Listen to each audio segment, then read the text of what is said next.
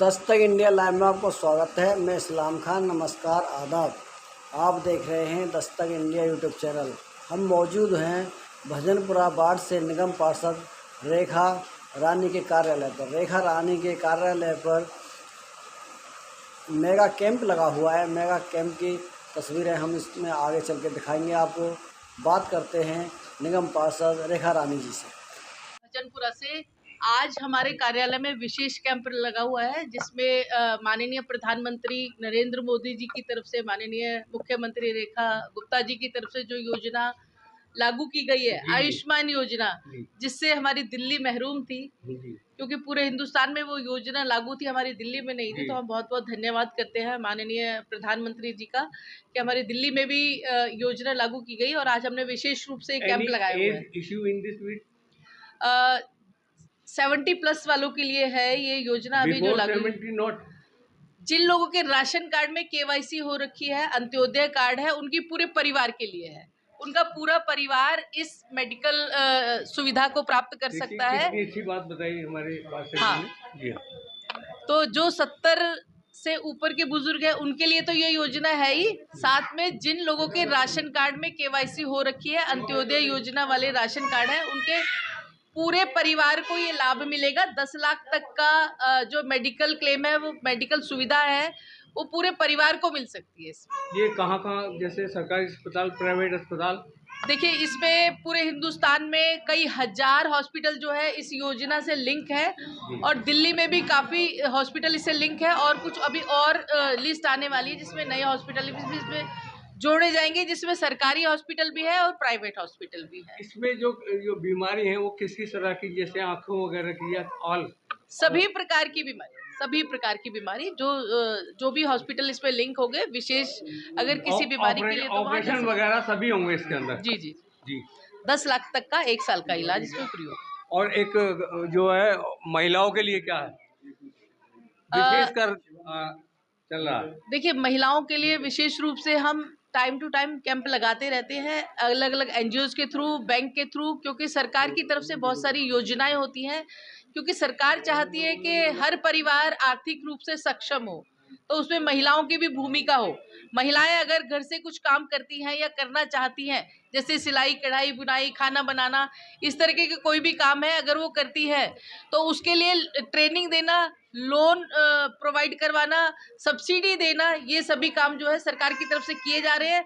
लेकिन क्योंकि जनता को इसके बारे में जानकारी नहीं होती, इसलिए हम ये कैंप लगा रहे हैं। होगी व्यवसाय की बात जी। महिलाएं जैसे प्रेग्नेंट वगैरह होती हैं, उसके लिए क्या सुविधा? प्रेग्नेंट महिलाओं के लिए सरकार की तरफ से जो योजना की घोषणा की गई थी चुनाव में, वो जल्दी ही लागू होने वाली है। उसमें किस तरह का पेमेंट भी मिलता है? हाँ, उसमें कैश भी मिलेगा और उनको पोषण किट भी मिलेगी जी। और इसके अलावा एक जो स्पेशल कैंप यहाँ आधार कार्ड के लिए भी लगाया गया है। अभी पिछले दिनों जो हमारे यहाँ कैंप लगा था, उसमें जिन लोगों के खाते खुले थे उनकी पासबुक भी आई हुई है, और मोबाइल नंबर अपडेट, और 5 साल से छोटे बच्चों के लिए नया आधार ये बनाया जा रहा है। देखिए रेखा जी, एक और बीमारी है जिसको टीबी बोलते हैं, उसके लिए क्या क्या प्राविधान है? उसमें पैसे भी मिलते हैं, उसके लिए कुछ कार्रवाई होती है? देखिए, सरकार की तरफ से सभी सुविधाएं हॉस्पिटल में जो है उपलब्ध है, और अगर सरकारी हॉस्पिटल है, ज़्यादातर हॉस्पिटल में फ्री इलाज होता है जी। और जहाँ फ्री इलाज नहीं होता वहाँ ये हमारा आयुष्मान कार्ड जो है ये काम करेगा। वो चाहे कोई भी बड़े से बड़ा हॉस्पिटल है, जो भी हॉस्पिटल इस योजना के अंतर्गत आता है, लिंक है, उन सभी अस्पतालों में 10 लाख तक का 1 साल का इलाज फ्री करवा सकते हैं। शिक्षा के क्षेत्र में आपका क्या उन्नति चल रही है? देखिए, शिक्षा के क्षेत्र में जैसे कि अभी पिछले दिनों ये था कि प्राइवेट स्कूल जो है वो मनमाने तरीके से फीस बढ़ा रहे हैं, या अलग अलग तरीके से लोगों को परेशान कर रहे हैं। परिजनों की जो शिकायतें मुख्यमंत्री जी तक पहुंची, तो मुख्यमंत्री माननीय श्री रेखा गुप्ता जी ने उस पर कड़ी कार्रवाई, उस पर संज्ञान लिया है। उस पर कड़ी कार्रवाई करते हुए सभी स्कूलों को चेतावनी दी है कि कोई भी इस तरीके से फीस नहीं बढ़ा सकता। यहाँ पर जो है, जिससे कुछ बच्चे ऐसे होते हैं उनको पैसों की जरूरत पड़ती है, उनके लिए क्या लाभ योजना? कौन से बच्चे? ऐसे जो निर्धन बच्चे हैं, पढ़ाई के लिए बहुत सारी स्कीमें हमारे यहाँ। अभी पंजाब नेशनल बैंक से भी मैनेजर साहब आए हुए हैं, जो बैंकों के थ्रू जो जिस तरीके की स्कीम, जो सरकार की स्कीम है, बैंकों के थ्रू लोन वगैरह जो होता है, चाहे वो एजुकेशन लोन है, कामकाज के लिए लोन है, वो सभी तरह की स्कीम, इवन हम सूर्य घर, एक प्रधानमंत्री सूर्य घर जो स्कीम है, जिससे सोलर एनर्जी से हम अपने घर में रोशनी भी कर सकते हैं और जो एक्स्ट्रा बिजली होती है वो हम बिजली कंपनियों को बेच भी सकते हैं। ऐसी भी योजना है जो जिसमें बहुत सारी सब्सिडी मिलती है, बहुत कम पैसों में हम वो अपने यहाँ इंस्टॉल कर सकते हैं, सोलर एनर्जी के लिए जी। सोलर प्लांट लगा सकते हैं। तो ऐसी भी योजनाएं जी। हैं। एक और यहाँ पर बहुत फेमस है कि जैसे बिल्डिंग गिरी थी, उसमें जो लंबी लंबी बिल्डिंगें हैं ऊंची ऊंची, उनके लिए क्या प्राविधान है? कुछ गिराने के आदेश भी हुए हैं। देखिए, नगर निगम की तरफ से लगातार ये चल रही है, मुहिम चल रही है कि जो भी जर्जर बिल्डिंग है, जर्जर मकान है, उन पर कार्रवाई की जाए, उनको चेतावनी दी जाए। अगर कोई ज़्यादा खतरनाक बिल्डिंग है तो उसको नोटिस दिया जाए, उसको हटवाया जाए।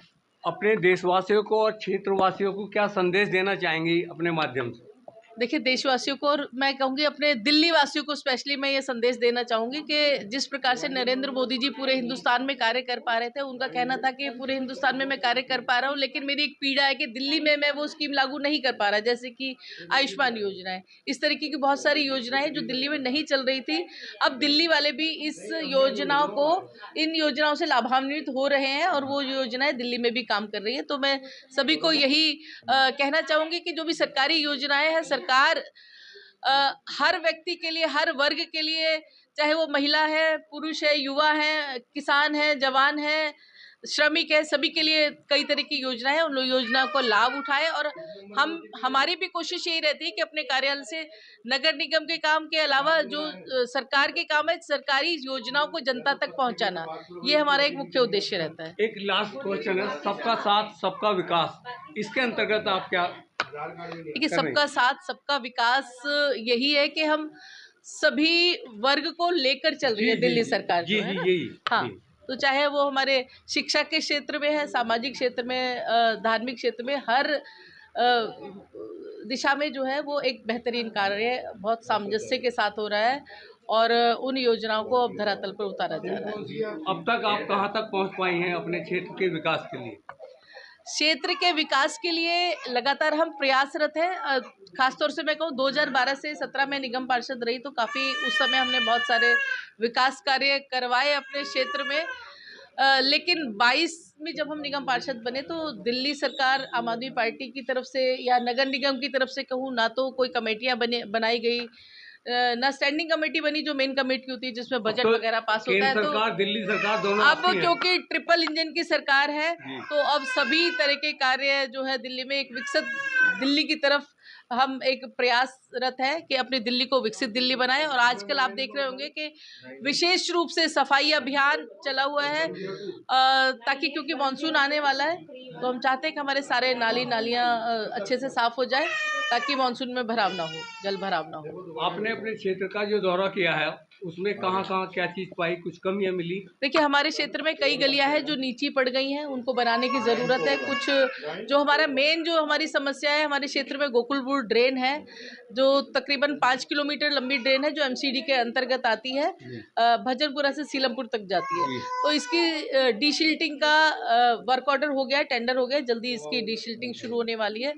लेकिन पिछले कई महीनों से उसमें थोड़ा एक्स्ट्रा पानी कहीं से आ रहा था क्योंकि NHAI का जो काम हुआ था, नेशनल हाईवे का, उसके बाद से कुछ समस्याएं आई थी। तो कुछ गलियां हमारी जो नीची पड़ गई है वो पानी में डूब रही थी। उनके लिए विशेष तौर से कमिश्नर साहब ने खुद यहाँ राउंड किया था, हमारे भजनपुरा वार्ड में इस ड्रेन का राउंड किया था और उन गलियों के लिए फंड पास करवाया।